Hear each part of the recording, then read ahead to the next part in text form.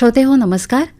आरोग्यम धनसंपदा या कार्यक्रमात आज आपण ऐकणार आहोत निसर्गोपचार शाश्वत जीवनशैली याविषयी डॉक्टर सुरभी कोहजकर यांनी दिलेल्या माहितीचा भाग दुसरा. नमस्कार श्रोते हो. मागच्या भागात आपण निसर्गोपचार म्हणजे काय हे समजून घेतलं. आज आपण त्यामागची मूलभूत तत्त्व आणि ती आपल्या दैनंदिन जीवनात कशी आणायची हे पाहूया. निसर्गोपचार पूर्णपणे निसर्गाच्या पंचमहाभूतांवर आधारित आहे.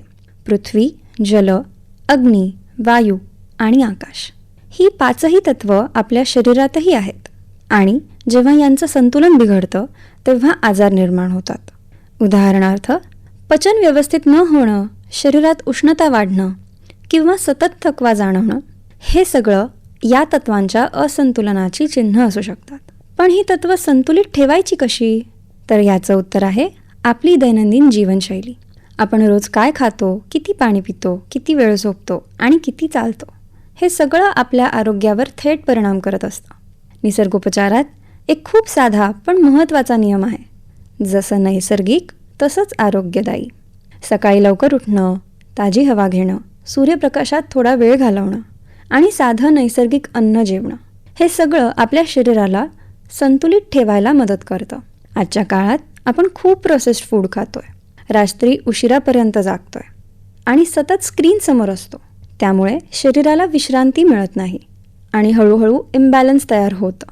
म्हणूनच मोठे बदल करण्याची गरज नाही, छोट्या छोट्या सवयी बदलणं हेच महत्त्वाचं आहे. जसं की दिवसभरात पुरेसं पाणी पिणं, जेवताना शांतपणे आणि लक्ष देऊन जेवणं आणि दिवसातून थोडा वेळ स्वतःसाठी काढणं. हे सगळं खूप साधं वाटतं, पण याचा परिणाम खूप खोलवर होतो. निसर्गोपचारात आपल्याला हेच शिकवतो. आरोग्य बाहेरून मिळत नाही, तर आपल्या रोजच्या सवयींमध्येच तयार होतं. आणखी एक महत्त्वाची गोष्ट म्हणजे आपण जे खातो तेवढंच नाही, तर आपण कसं खातो हेही तितकंच महत्त्वाचं आहे. घाईघाईत मोबाईल पाहत किंवा ताणात खाल्लेलं अन्न शरीराला पूर्णपणे पचवता येत नाही. म्हणूनच माइंडफुल ईटिंगवर भर दिला जातो. शांतपणे प्रत्येक घासाची जाणीव ठेवून खाणं, यामुळे पचन सुधारतं आणि शरीराला योग्य पोषण मिळतं. ही सवय छोटी वाटते, पण दीर्घकाळात आरोग्यावर खूप मोठा परिणाम करते. कारण शेवटी आरोग्य ही फक्त आपण काय खातो यावर नाही, तर आपण कसं जगतो यावर अवलंबून असतं. म्हणूनच निसर्गाशी जोडून राहा आणि आपल्या दैनंदिन जीवनात छोटे पण योग्य बदल करा. पुढच्या भागात आपण पाहूया सामान्य तक्रारींमध्ये निसर्गोपचाराचा दृष्टिकोन नेमका कसा असतो आणि तो इतर उपचार पद्धतींपेक्षा कसा वेगळा आहे ह्याबद्दलची माहिती.